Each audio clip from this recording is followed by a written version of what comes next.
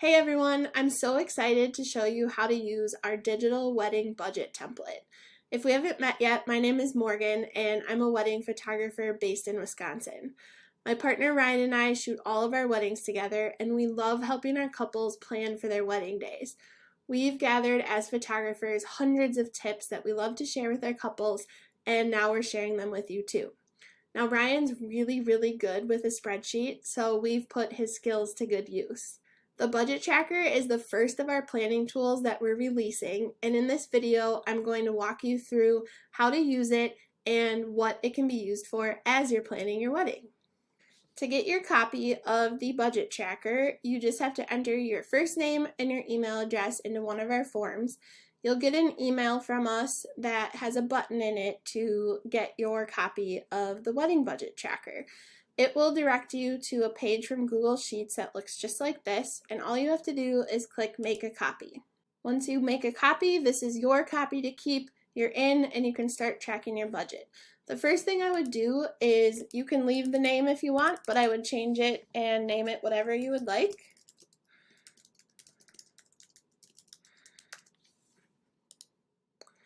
And the great thing about using Google Sheets is that you can share it with whomever you would like to have access to it. So you can share it with your fiance or a parent if they're helping you with your budget.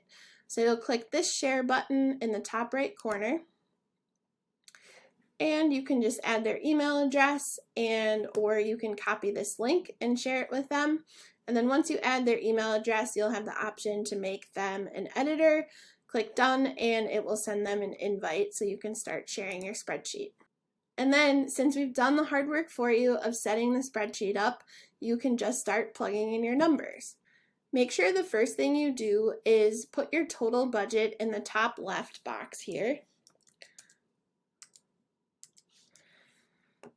Entering your total budget will trigger all of the totals and percentages when you start adding in individual items into the spreadsheet. It won't total or work correctly if you don't have your total budget listed.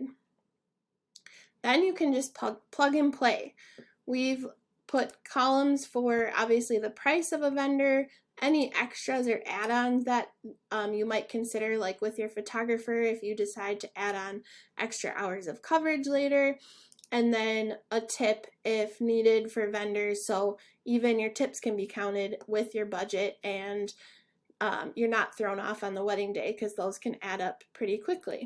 We've also made a column for notes, and here you can keep track of final payment due dates and anything else that you need to remember for each vendor. So I'll start filling in some made up prices here.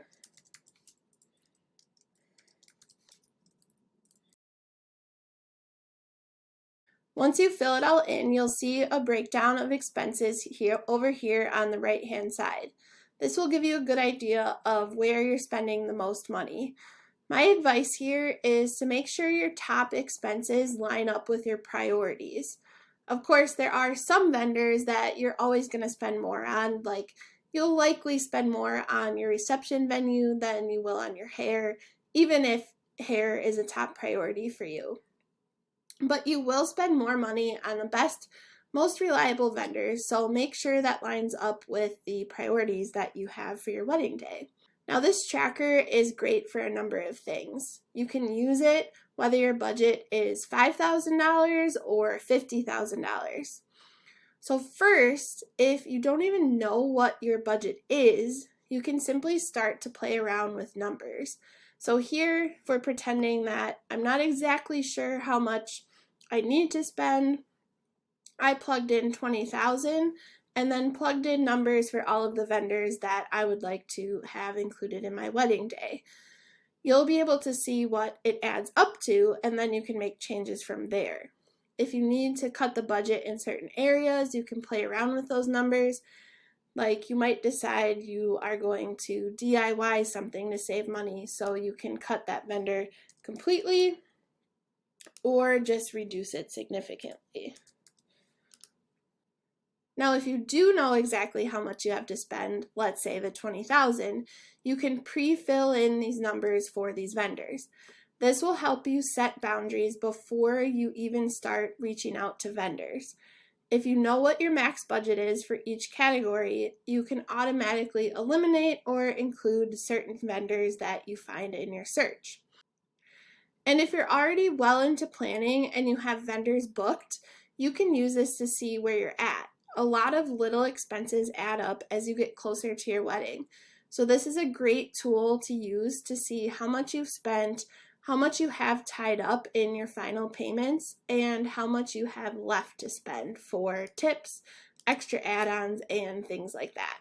Now you'll see, in addition to this right-hand side where it shows you your expenses by categories, breaks it down into percentages for you, and your top expenses, it also shows you a progress bar up here on the top left.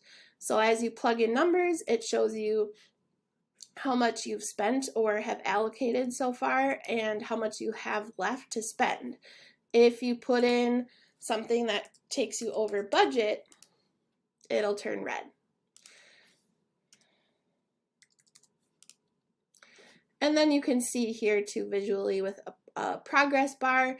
If you're halfway, this bar would show up about in the middle and shows you how much left you have in your budget to spend.